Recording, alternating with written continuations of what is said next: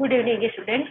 चलिए हम आपके कोर्स केमिस्ट्री कोर्स से जो है चैप्टर 2 के बारे में अध्ययन कर रहे हैं और चैप्टर 2 में आपको पढ़ा रहे हैं सॉलिड स्टेट। ठीक है, सॉलिड स्टेट के अंतर्गत आप लोग को पिछले वीडियो में जो है क्रिस्टलाइन, नॉन क्रिस्टलाइन और क्रिस्टलाइन सॉलिड के जो है 4 प्रकार आयनिक ठोस, धात्विक ठोस, सहसंयोजी ठोस और आणविक ठोस के बारे में बात की जा रही है। ठीक है, जिसमें से आपको पिछले वीडियो में जो है ठीक है आणविक ठोस, धात्विक ठोस और सहसंयोजी ठोस बता दिया गया है और हम जो चौथी ठोस है आणविक ठोस, उसके बारे में इस वीडियो में जो है बात करने वाले हैं। ठीक है, तो चलिए देखते हैं आणविक ठोस होता क्या है। ठीक है, देखिए आपको पूर्व वीडियो में ही बता दिया गया है कि जो आणविक ठोस होता है ना, उसके अवयवी कण क्या होते हैं, अणु होते हैं। क्लियर हो गया। और उन अणुओं के मध्य किस प्रकार का बंध पाया जाता है, तो दुर्बल प्रकार का बंध पाया जाता है, जैसे दुर्बल वांडर वाल्स बल या द्विध्रुव आकर्षण बल। ठीक है, तो इस प्रकार के बल जो है इनके अवयवी कणों के मध्य क्या होते हैं, कार्यरत होते हैं, क्रियाशील होते हैं या उनके अवयवी कणों को जो है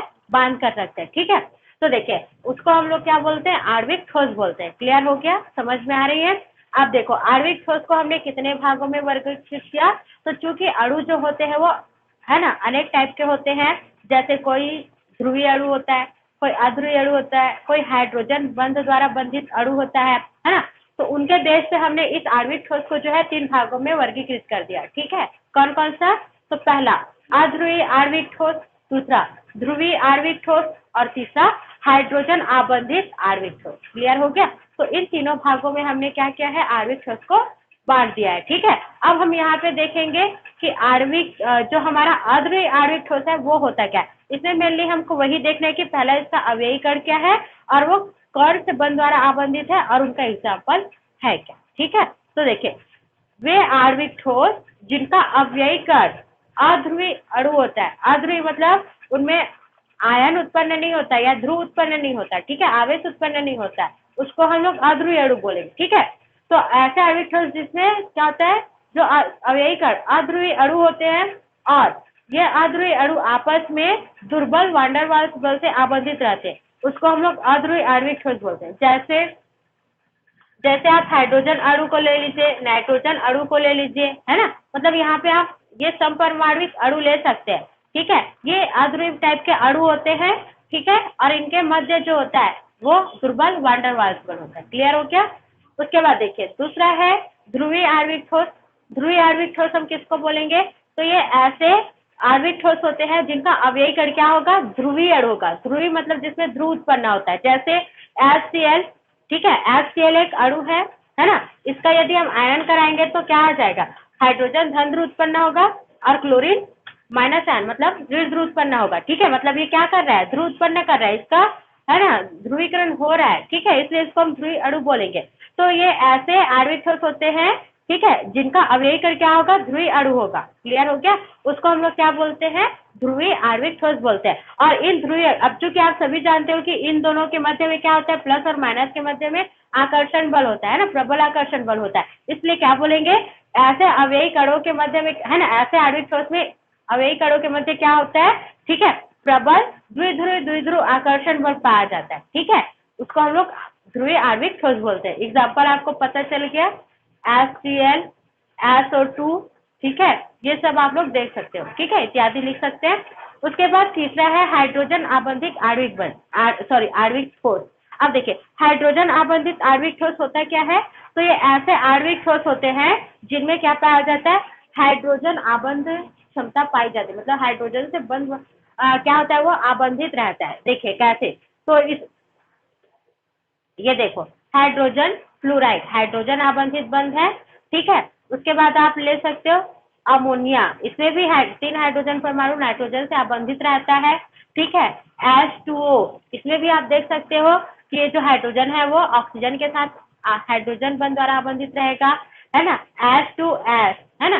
तो ये सभी के सभी क्या है, आणविक ठोस है। क्लियर हो गया, तो क्या बोलेंगे, देखिए इस प्रकार के आणविक ठोस में अवयवी कण जो है हाइड्रोजन आबंधित अणु होता है। ठीक है, और इनके मध्य भी क्या होता है, हाइड्रोजन बंध क्रियाशील रहता है। ठीक है, या ये एक दूसरे से हाइड्रोजन बंध द्वारा आबंधित रहते हैं। तो ये हुआ हमारा 3 टाइप का आणविक ठोस विथ एग्जाम्पल। क्लियर है सबको। चलिए उसके बाद हमारा नेक्स्ट टॉपिक रहेगा, उसके बाद हम बात करेंगे चलिए, हमारा नेक्स्ट टॉपिक है क्रिस्टल जालक, है ना। इसको हम क्रिस्टल लैटिस भी बोलते हैं इंग्लिश में। ठीक है, आप देखिए क्रिस्टल जालक है क्या।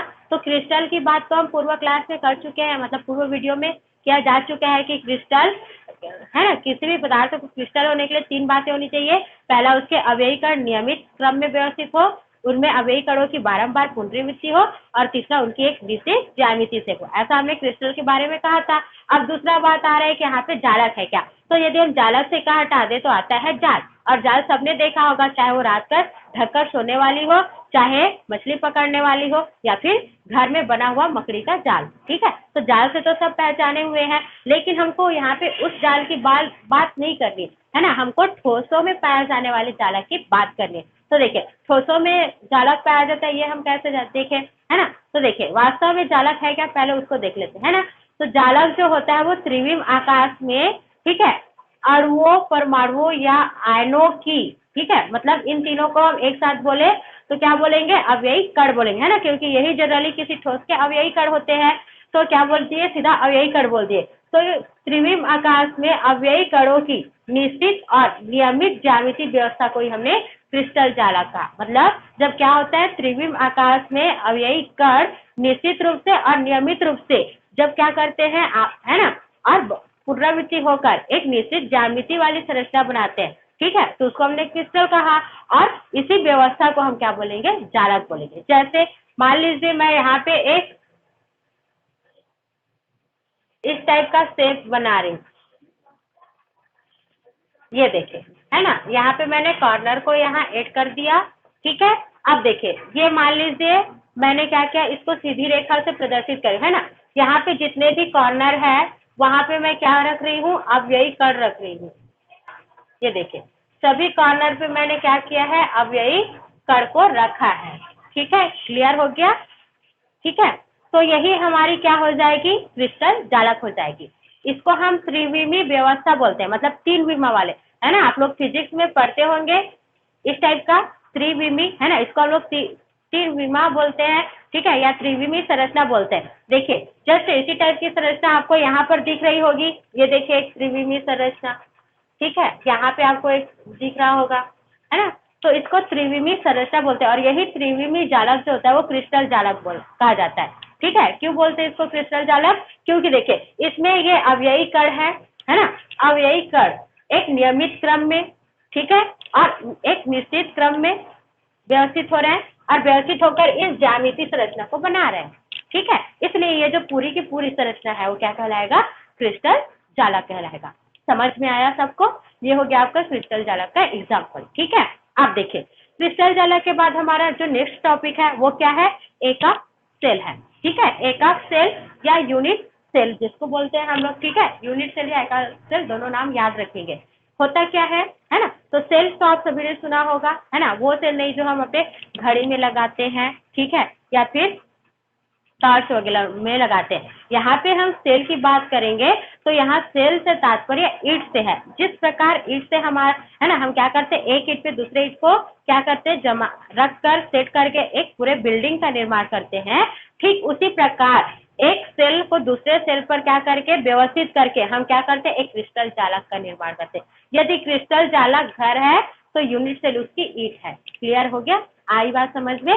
ठीक है, तो इसलिए बोलते हैं जैसे ईंट जो होता है वो किसी भी घर का एक सूक्ष्मतम भाग होता है, ठीक है, किसी दीवार का सूक्ष्मतम भाग होता है। ठीक उसी प्रकार जो यूनिट सेल होता है वो किसी क्रिस्टल जालक की क्या होती है, सूक्ष्मतम इकाई होती है ना। जैसे हम ईंट की बारंबार पुनरावृत्ति करते हैं तो एक दीवार बनता है, दीवारों की पुनरावृत्ति से क्या बनता है, एक घर बनता है। ठीक उसी प्रकार क्या हो जाता है, इन एकक सेलों की पुनरावृत्ति होने के कारण ही एक जालक का निर्माण होता है। ठीक है, समझ में आ गया। तो इसलिए कहा जाएगा कि किसी क्रिस्टल जालक की वह सूक्ष्मतम इकाई जिसकी इस त्रिविम में बारंबार पुनरावृत्ति होने संपूर्ण जालक का निर्माण होता है, उसे हम लोग क्या बोलेंगे, एकक सेल बोलेंगे। समझ में आया सबको।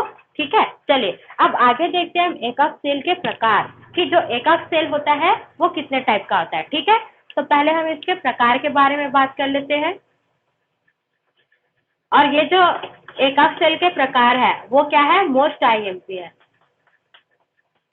याद रखें। ठीक है। आपके 4 नंबर के दीर्घ उत्तरी प्रश्न बनते हैं। 4 नंबर वाले क्वेश्चन जो ऑप्शनल रहते हैं 2-2 नंबर के, उसमें जो है एक एक सेल को 2-2 नंबर में पूछा जाता है। ठीक है, जैसे कि आपका आ गया कि सरल घनीय सेल को परिभाषित कीजिए, है ना, फलक केंद्रित घनीय सेल को परिभाषित कीजिए।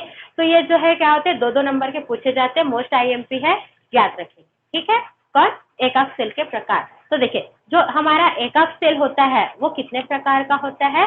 तो जनरली आप लोग को जो है 3 ही प्रकार जो है इसके बताए जाएंगे, लेकिन हम यहाँ पे क्या देखते हैं, इसके 4 प्रकार देखते हैं। क्लियर हो गया? सबको समझ में आ रहा है? तो जो एकक सेल होता है हमारा वो कितने प्रकार का हो गया? 4 प्रकार का हो गया। ठीक है, देखिए पहला, या फिर कभी कभी आपको इसके 2 ही प्रकार भी बता देते हैं। चलिए आपको मैं पहले इसके 2 प्रकार बताए, है ना। एकक सेल जो होता है वो 2 प्रकार के होते हैं, फिर 4 प्रकार का ऐसा होता है, वो आपको समझ में आ जाएगा। ठीक है, तो 2 प्रकार के होते हैं।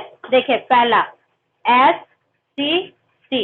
ठीक है, SCC हिंदी में लिखूं तो सरल घनीय सेल। ठीक है, SCC या सिंपल क्यूबिक सेल, है ना। क्यूब या घन तो सब गणित में पढ़ते हो, तो वहां से आपको पता चल जाता है। ठीक है, सिंपल क्यूबिक सेल या सरल घनी सेल। क्लियर हो गया? और जो दूसरा होता है वो क्या होता है? CCC, है ना, मतलब triple C, centred cubic cell. Hindi में हम इसको केंद्रित घनी सेल बोले, है ना, सेंट्रेट क्यूबिक सेल या फिर केंद्रित घनी सेल। ठीक है, आगे आपको इसको धीरे धीरे बताया जाएगा।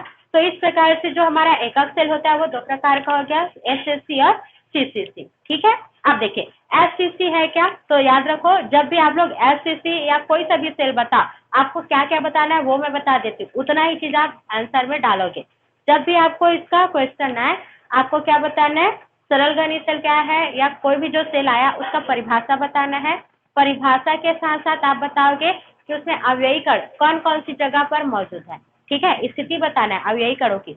स्थिति के साथ साथ एक आप चित्र दोगे और उस चित्र में आप अवयवी कणों की स्थिति को प्रदर्शित कराओगे। ठीक है, चित्र देने के साथ साथ आप बताओगे कि उसे प्रति सेल परमाणु की संख्या कितनी है ना, उसको आपको कैलकुलेट करके बताना है। क्लियर हो गया? चलिए देखते हैं। तो ये सारी चीजें मैं आपको अभी बता रही हूँ और यही आपको एग्जाम में भी आंसर में बताना है। ठीक है, तो देखिए सरल घनीय सेल किसको बोलते हैं? तो आप इसको देखो, ये जो संरचना है वो एक घन है। ठीक है, ये हमारी जो संरचना है वो घन है ना। जानते हो घन के कितने फलक होते हैं? 6 फलक होते हैं, है ना। तो आपको भी यहाँ पे घन के 6 फलक दिख रहे होंगे, 1 और ये वाली 2, 3, 4। ठीक है, क्लियर हो गया? और ये वाली 1 और उसके पीछे ऐसे करके आपका 6 हो गया। ठीक है, तो ये एक घन है। अब देखिए हमने यहाँ पे ये घन का एक कोना, दूसरा कोना, तीसरा कोना, चौथा कोना, पांचवा कोना, छठवां, सातवां और आठवां, 8 कोने हो गए। ठीक है, 8 कोनों पे हमने क्या किया है? अवयवी कणों को रखा है। ठीक है, तो हम क्या जाने कि ये एक ऐसा सेल है जिसमें अवयवी कण केवल क्या है? घन के कोनों पर है ना, तो उसके फलक पर ये फलक, ये फलक, ये वाली फलक, ये फलक, फलकों पे तो नहीं है ना। तो जब अवयवी कण क्या होते हैं? केवल घन के कोनों पर मौजूद रहते हैं। ठीक है, तो ऐसे सेल को हम लोग क्या बोलेंगे? सरल घनी सेल बोलते हैं। समझ में आया सबको? ऐसे सेल को हम लोग क्या बोलेंगे? सरल घनी सेल बोलेंगे। क्लियर हो गया? अब देखिए, अब इसमें ये उसका चित्र हो गया सरल घनी सेल का। ठीक है, यहाँ पे आप चित्र का नाम लिख लेना, सरल घनी सेल। ओके, चलिए अब देखिए यहाँ पे बात आती है कि जो सरल घनी सेल होते हैं ना, उसमें प्रति सेल परमाणु की संख्या की गणना कैसे करते हैं? बिल्कुल सरल। उसके लिए आप लोग याद रखेंगे सूत्र, है ना। यहाँ पे मैं सूत्र लिख देती हूँ, प्रति सेल परमाणु। देखिए प्रति सेल कितने परमाणु इसमें रहते हैं, है ना, तो आप ध्यान दोगे। ठीक है,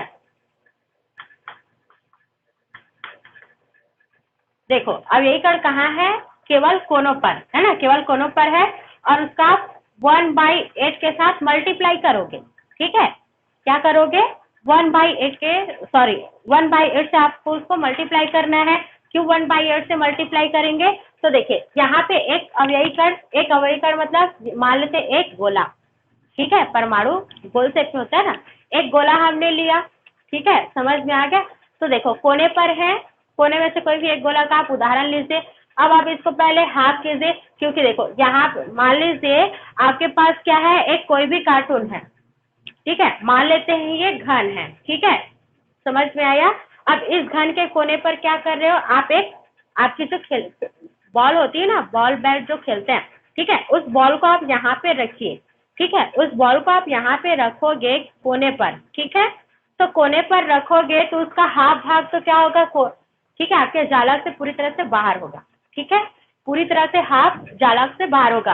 अब रही बात इतने 80, ठीक है, तो इतने में से ये जो सामने दिख रहा है ना, वो भाग भी यहाँ पे रखोगे तो वो वाली भाग भी इधर बाहर रहेगा, ठीक है, क्लियर हो गया, समझ में आया, वो वाली भाग भी क्या होगी, बाहर होगी, ठीक है। अब देखो, अब हमने इसको इतना करा, ठीक है, तो इतना में से तो ये वाली भाग बाहर आ गई, ठीक है। अब ये देखो, इस हाफ भाग का हमने 4 भाग किया, 4 में से 2 भाग तो पूरी तरह से बाहर है, ठीक है, और उसमें से और दूसरे तरफ जाओगे, ठीक है, उसके जो ये अंदर वाली साइड रहेगी, अंदर वाली साइड में ये भी देखो, ये ऐसे कॉर्नर पे है, कॉर्नर पे है मतलब उस है ना, जो सामने वाली भाग है ना, उसमें से केवल एक भाग ही क्या होगा, इस जालक को, है ना, मतलब जालक में प्रवेश कर रहा है, ठीक है, या जालक तक क्या है, जालक को घेर के रखा हुआ है, कितना भाग, केवल इसका 1/8 भाग की, देखिए 1/4 को 1/4 बोलते हैं ना, तो 1/8वां भाग ही क्या है, इसका जालक के साथ है, ठीक है, या जालक के साथ वो घुसा हुआ है ना। क्यों 1/8, तो देखो यहाँ पे यदि पूरे गोले की बात करें तो देखो, ये 1 भाग, 2 भाग, 3 भाग, 4 भाग, इतना ही उसके पीछे है, तो 4 दूनी 8 भाग हो गया, तो इसलिए हमने एक गोले का 1/8 भाग ही क्या है, मतलब 1/8वां भाग ही इस जालक को बनाने में या इस जालक के साथ क्या है, जुड़ा है, ठीक है, या इस जालक के साथ बंधा हुआ है, ठीक है, इसलिए हम इसको क्या करते हैं, 1/8 से डिवाइड करते हैं, क्लियर हो गया। तो ये हो गया आपका प्रति सेल कोनों पर परमाणुओं की संख्या कितनी है, तो देखो यहाँ पे कोने पे कितना परमाणु है, 8, और इसका आप 1/8 के साथ मल्टीप्लाई करोगे, कट गया है ना, क्या आया, तो 1 × 1, तो क्या आ जाएगा आंसर 1, है ना। तो प्रति सेल परमाणु की संख्या कितनी होती है, सरल घनी सेल में 1, तो ये आपको कैलकुलेट करके बताना पड़ेगा, अतः सरल घनी सेल में प्रति सेल परमाणु की संख्या 1 होती है। समझ में आया सबको ये, ठीक है, चलिए, तो ये हुई सरल घनी सेल। चलिए उसके बाद हमको देखना है,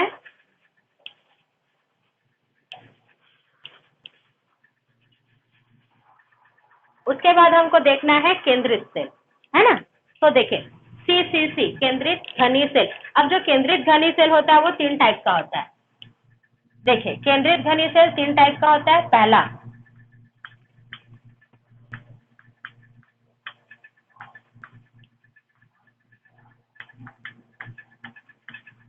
पहला है अंतः केंद्रित घनी सेल, ठीक है, केंद्रित सेल 3 टाइप का हो गया। पहला अंतः केंद्रित घनी सेल, इसको हम लोग बोलते हैं BCC, ठीक है, स्मॉल में भी लिख सकते हो आप, बॉडी सेंट्रेड क्यूबिक सेल, ठीक है, बॉडी सेंट्रेड क्यूबिक सेल BCC बोलते हैं। अब देखो ये कौन सा घनी सेल है, तो यहाँ पे मैं बता दूं, इस प्रकार के घनी सेल में जो अवयवी कण रहते हैं, है ना, वो कहाँ कहाँ पर होंगे, 2 जगह पर, एक तो वो कहाँ पर होगा, कोनों पर, ठीक है, और दूसरा कहाँ होगा, सेल के केंद्र पर। तो अवयवी कण कहाँ कहाँ होंगे, कोनों पर होंगे और सेल के केंद्र पर होंगे, ठीक है, उसको हम लोग अंतः केंद्रित घनी सेल बोलते हैं। क्लियर हो गया। तो देखो यहाँ पे यदि मैं इसको डायग्राम में बताऊं तो कुछ ऐसा है, क्लियर हो गया, क्योंकि ये है सेल का केंद्रीय भाग, मध्य भाग, ठीक है। तो ऐसे घनी सेल जिसमें अवयवी कण सेल के कोनों के अतिरिक्त मध्य भाग या केंद्रीय भाग में भी पाया जाता है, उसको हम लोग अंतः केंद्रित घनी सेल या सेल के अंतः केंद्र पर, अंतः केंद्र मतलब मान लीजिए आप एक कार्टून ले रहे हैं और उस कार्टून के बीच, है ना, अंदर आप बीचों बीच क्या कर रहे हो, एक बॉल को रख रहे हो, ठीक है, मतलब यहाँ पे कार्टून है और उसमें ये एक फलक हो गया और उसके फलक के केंद्र पे आपने एक बॉल को रखा, ठीक है। उसको करने के लिए आप क्या कर सकते हो कि आप मान लीजिए आपका घन है, ठीक है, देखिए ये घन का एक फलक है, इस फलक पे आप बॉल के साइड का होल कर दीजिए, ठीक है, समझने के लिए बॉल के साइड का होल कर दीजिए और फिर होल करने के बाद उस बॉल को यहाँ पे फिट करिए। फिट करेंगे तो क्या होगा, वो जो बॉल है उसका आधा हिस्सा इस घन के अंदर होगा और आधा हिस्सा क्या होगा, घन के बाहर होगा। आई बात समझ में सबको? ठीक है, तो ऐसे ही आपको क्या करना है, रखना है किसी भी फलक पर। क्लियर हो गया? तो उसको हम लोग बोलते हैं अंतःकेंद्रित घन सेल, है ना। आप देखिए इसका चित्र आपको पता चल गया, नीचे में आप चित्र का नाम लिखोगे, ठीक है। देखिए उसके बाद इसे प्रति सेल परमाणु की संख्या कितनी होती है, तो कैलकुलेट कर लेते हैं।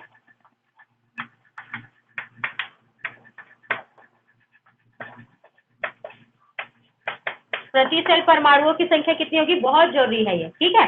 तो प्रति सेल परमाणुओं की संख्या जानने के लिए हम यहाँ पे लिखेंगे फॉर्मूला कोनों पर, है ना। और कोनों पर जब कोई अणु या अवयव उपस्थित रहता है तो उसका, है ना, जालक के साथ कितना भाग से सहभाजन होता है, 1/8वां भाग, ठीक है। अब क्या करना है, आपको जोड़ना है, क्योंकि कोनों के अतिरिक्त और दूसरी जगह पर है, तो कहाँ पर है, केंद्र। क्लियर हो गया? और केंद्र पर तो उसका कितना भाग जो है घन द्वारा सहभाजित हो रहा है, तो अभी मैंने बताया यदि आप उसको फलक के केंद्र पे रखोगे तो आधा अंदर आधा बाहर, और आधा मतलब हाफ, 1/2, तो आपको उसको 1/2 से डिवाइड करना, ठीक है। चलिए देखते हैं, तो कोने पर कितना है, काउंटिंग कर लीजिए, 8 है, उसको कितना से मल्टीप्लाई करना है, 1/8, ठीक है। केंद्र पर कितना है भाई, देखो कितना है, 1 है। क्लियर हो गया? सॉरी, यहाँ पे हमने उसको, सॉरी ये वाले आपकी थोड़ा सा ध्यान देंगे, यहाँ पे आपको ये जो फलक के केंद्र पर बोला गया था, नहीं, आपको फलक के केंद्र नहीं, घन के अंदर रखना है, घन के अंदर बीचों बीच रखना है। तो घन के अंदर आप बीचों बीच रखोगे मतलब पूरा बॉल क्या है, घन के अंदर है, सहभागित हो रहा है, ठीक है। मतलब कितना उसका घन के अंदर जा रहा है वही हमको देखना होता है। इस कंडीशन में उसका 1/8वां भाग ही घन के अंदर रहता है, और जब उसको आप घन के केंद्र पे रखोगे तो वो पूरा बॉल क्या होगा, घन के अंदर होगा, तो इसलिए पूरा उसको क्या लिखेंगे, हम 1 लिखेंगे। उसका पूरा का पूरा सहभाजन, है ना, तो उसको 1 से मल्टीप्लाई करेंगे, और 1 से मल्टीप्लाई करेंगे आंसर उतना ही आएगा, है ना। चलिए तो आप इसको डिवाइड कर दो, तो यहाँ पे क्या बचा, 1, और ये आपका +1, तो आप इसको ऐड करिए 2, तो अंतःकेंद्रित घन सेल में प्रति सेल परमाणुओं की संख्या कितनी होगी, 2 होगी। क्लियर है सबको, समझ में आया? चलिए आगे बढ़े।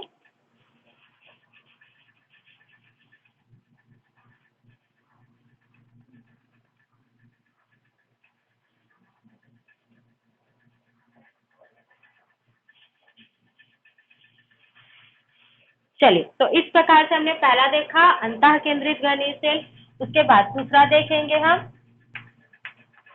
फलक केंद्रित घनीय सेल, है ना। और फलक केंद्रित को हम बोलते हैं एफसीसी या फेस सेंटर्ड क्यूबिक सेल, ठीक है। आप देखिए फेस सेंटर्ड क्यूबिक सेल किसको बोलते हैं, तो आप जानते हो घन के कितने फलक हैं, 6 फलक हैं, ठीक है। और 6 हमको अवयव कहाँ कहाँ पर रखना है, तो घन के कोनों पर रखना है, और कोनों के साथ साथ और कहाँ रखना है, फलकों के केंद्र पर रखना है, फलकों के केंद्र पर। और कितने फलक होते हैं, तो 6, 1 2 3 4 5, और इसके पीछे 6, है ना। तो हमको क्या करना है, फलकों के केंद्र पर एक एक क्या रखने हैं, अब यही कर रखना है, ये देखिए, और ये पीछे वाले पे हो गया, और ये देखिए, है ना। तो हमने फलकों के केंद्र पर क्या रखा, एक एक अवयव कर रखा, जैसे अभी आपको पूर्व में बताई थी। तो आपने फलकों के केंद्र पे रखा, तो आधा बाहर आधा अंदर, ठीक है, प्रत्येक का। समझ में आ गया, है ना, मतलब घन के अंदर, जाला के अंदर जाएगा। तो इस प्रकार से ये हो गया हमारा फलक केंद्रित घनीय सेल, और ये उसका चित्र, नीचे में नाम लिखेंगे, ठीक है। अणु कैसे रखना है आपको पता चल गया। आप देखो, तो हम फेस सेंट्रेड क्यूबिक सेल किसको बोलेंगे, तो ऐसे घनी सेल जिसमें अवयवी कण घन के सेल के कोनों के अतिरिक्त फलकों के केंद्र पर भी पाए जाते हैं, उसको हम फलक केंद्रित घनी सेल बोलते हैं। अब इसमें प्रति सेल परमाणुओं की संख्या, तो कोनों पर, है ना, और उसका 1/8वां भाग ही क्या होता है, घन के अंदर होता है, ठीक है। उसके अलावा और कहाँ पर है, तो आप देख सकते हो कोनों के अतिरिक्त और कहाँ पर है, फलकों पर, है ना। और फलक पे जो अवयव है उसका कितना भाग जो है घन के अंदर है, तो आधा, आधा मतलब 1/2, ठीक है। चलिए देखते हैं, तो ये हो गया 8, और इसका कितना भाग घन के अंदर, 1/8वां भाग। उसके बाद फलकों पर कितना, तो 6 फलक है, और प्रत्येक फलक पे एक एक है, तो 6 हो गया। और उसका कितना भाग घन के अंदर है, हाफ। ठीक है, तो ये हो जाएगा 1 और ये हो जाएगा 3। तो फलक केंद्रित घनी सेल में प्रति सेल परमाणु की संख्या कितनी है, 4। समझ में आ गई सबको? तो इस प्रकार से आप लोग को ये लिखना है। ठीक है, चलिए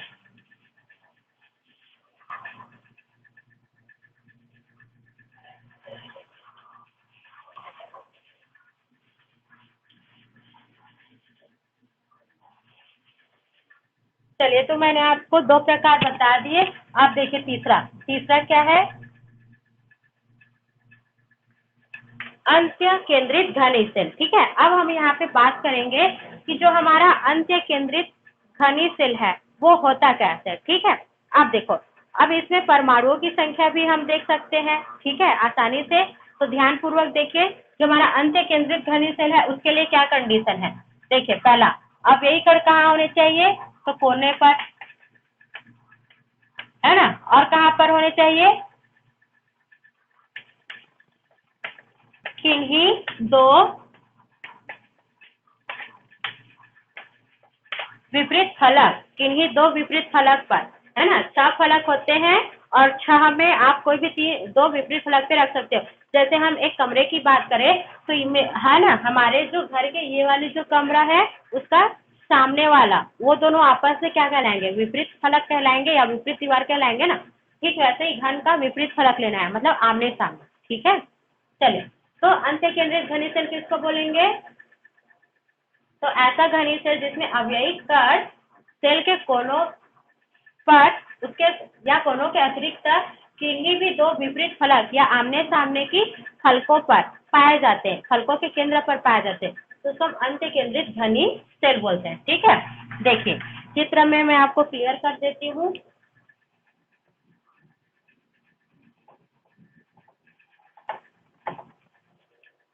देखो, किन्हीं भी 2 विपरीत फलकों पे आपको रखना है ना। तो देखो, ये वाले फलक के विपरीत ये है, इसका ये है और इसके पीछे में एक और है ना। तो आप दिखाने के लिए कहीं पे भी रख सकते हो। चलिए हम एक यहाँ पे रखते हैं और ये यहाँ। तो ये देखो, इसको बोलते हैं अंत्य केंद्रित घनी सेल। चित्र का नाम लिखेंगे नीचे में। अब देखिए, इसमें प्रति सेल परमाणु की संख्या, है ना, तो आप लिख लेना यहाँ पे कोनों पर, है ना, और इसका मल्टीप्लाई करना है 1/8 से, और कहाँ पे है, 2 फलकों पर, है ना। और आपको बोली थी फलक पे आप रख रहे हो केंद्र पे, तो उसका कितना हिस्सा घन के अंदर जाएगा, आधा, मतलब 1/2। ठीक है, चलिए ये हो गया 8। ठीक है, प्लस 2, क्लियर हो गया। तो यहाँ पे आप इसको करोगे तो 1 आ जाएगा, इसको करोगे तो 1 आ जाएगा। क्या आया भाई, आंसर 2। तो अंत्य केंद्रित घनी सेल में प्रति सेल परमाणु संख्या कितनी होती है, 2 होती है। याद रखेंगे, तो इतना पढ़िए। नेक्स्ट टॉपिक हम नेक्स्ट क्लास में पढ़ेंगे। ठीक है।